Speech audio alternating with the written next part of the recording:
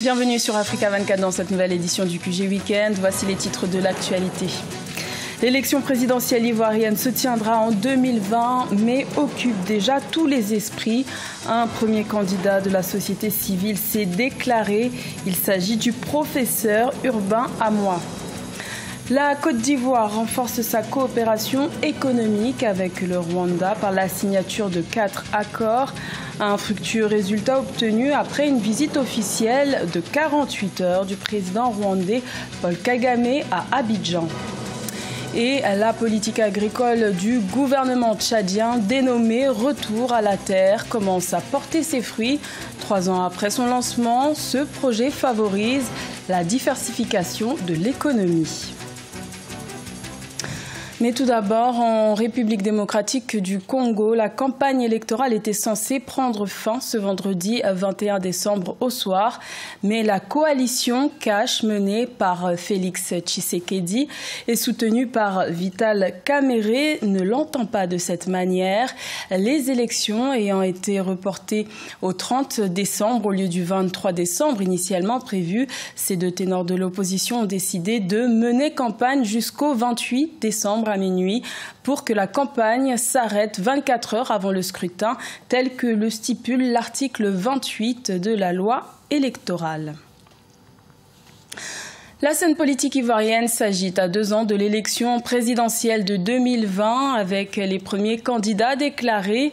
Urbain Amoa est l'un d'entre eux. Il fait partie de la société civile et se présente comme candidat indépendant. Reportage de notre correspondant Olivier Conan.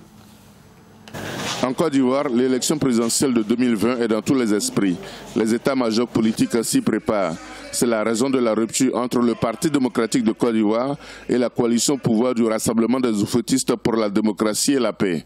Des acteurs de la société civile veulent s'impliquer à leur tour. L'universitaire Amoa Urbain, éminent homme de culture, sera candidat à l'élection présidentielle de 2020 pour proposer aux citoyens une alternative différente des partis politiques. Le regard qu'on pose sur ce risque de déchiquetement en 2020 impose également qu'on ne laisse pas la politique aux seuls politiciens. En tant que citoyen libre de la société civile, je pensais qu'il était bon que je m'engage et que je capitalise tout ce que j'ai pu mettre en route pour aller vers la quête permanente de la liberté et de la paix sociale en Côte d'Ivoire.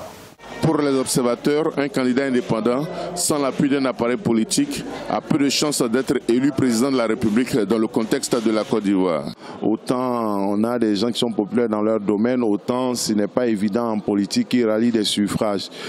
Tout le monde certes appelle à des visages nouveaux pour sortir des visages qu'on connaît depuis plusieurs années, au point même que l'on parle d'un match retour avec un remake de 2010.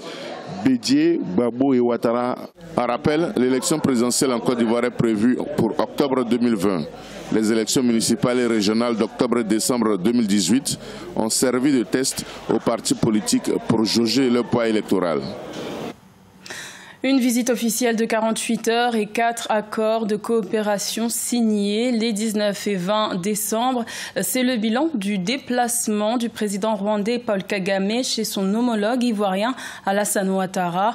Le renforcement des relations économiques entre les deux pays est acté. Reportage de notre correspondant Olivier Conan. Vers un développement des échanges économiques entre la Côte d'Ivoire et le Rwanda. En visite officielle à Abidjan, le président du Rwanda, Paul Kagame, a rendu visite à la CGCI, Confédération Générale des Entreprises de Côte d'Ivoire. Objectif, tisser des liens entre les hommes d'affaires ivoiriens et rwandais. Les membres de la CGCI se sont informés sur les clés du succès économique du Rwanda qui attirent les grands groupes internationaux. We therefore created an environment that is conducive. Nous avons créé un environnement favorable aux affaires. Si vous voulez investir au Rwanda, vous savez à quoi vous attendre. C'est clair. Vous venez, vous savez à quoi vous attendre. Nous vous montrons ce que nous avons. Nous vous demandons si cela vous intéresse. Si vous investissez avec nous, nous nous assurons que votre argent est en sécurité et vos retours sur investissement sont en sécurité. Invest with us, we first made sure that your money is safe and your returns are safe. Les autorités ivoiriennes exhortent les chefs d'entreprise à tirer profit de la zone de libre-échange continentale pour booster le commerce intra-africain qui représente 34% du commerce extérieur ivoirien. Nous aurons l'avantage d'avoir un marché unique de 55 pays avec 1,2 milliard de consommateurs et avec un potentiel de 800 millions de personnes de classe moyenne. Donc il aura des opportunités. En rappel, les échanges commerciaux entre la Côte d'Ivoire et le Rwanda s'élèvent à 81 millions de francs CFA, essentiellement constitués d'exportations ivoiriennes vers le Rwanda. Également dans l'actualité, les autorités du Zimbabwe ont affirmé ce vendredi 21 décembre qu'elles refusaient d'extrader vers l'Afrique du Sud l'ancienne première dame, Grace Mugabe, mise en cause dans une affaire d'agression contre une mannequin à Johannesburg en 2017. Protégée par l'immunité diplomatique lors des faits, Grace Mugabe avait été autorisée à quitter l'Afrique du Sud et regagner le Zimbabwe. Mais le tribunal sud-africain a annulé cette mesure en juillet 2018 et a lancé le 13 décembre un mandat d'arrêt à l'encontre de la femme de l'ancien président du Zimbabwe pour coups et blessures graves.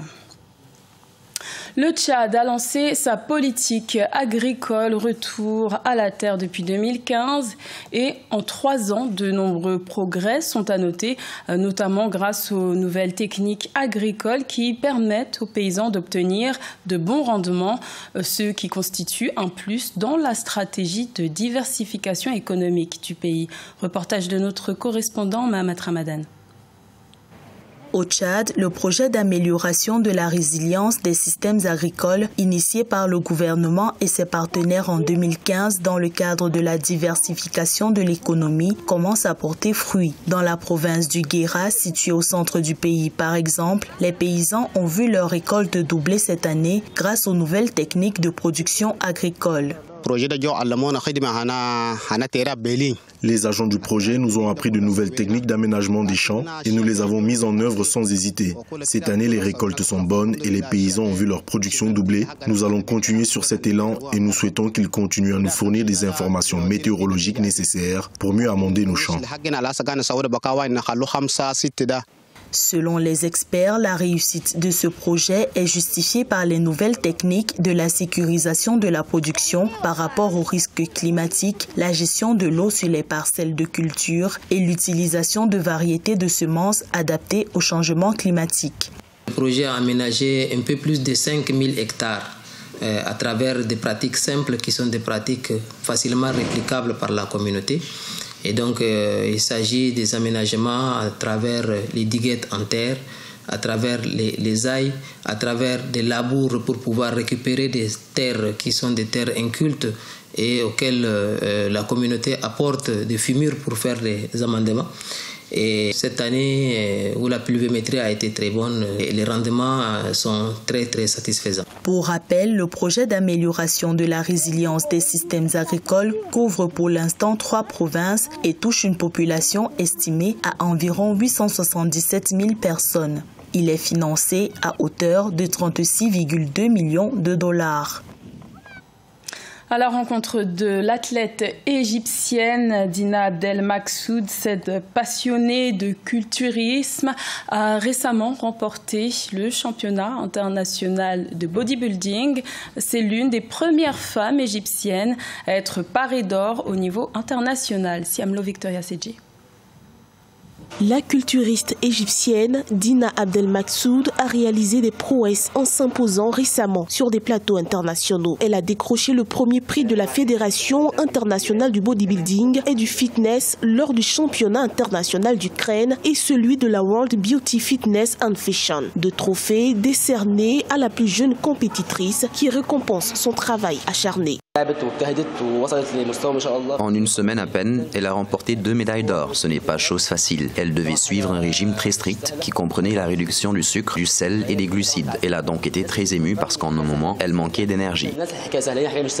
Critiquée pour son physique, Abdelmaksoud s'intéresse au bodybuilding depuis l'âge de 11 ans. Bravant les regards moqueurs et jugements sexistes, elle s'est alors installée en Ukraine grâce au soutien indéfectible de sa famille. Elle représente aujourd'hui une force pour plusieurs femmes.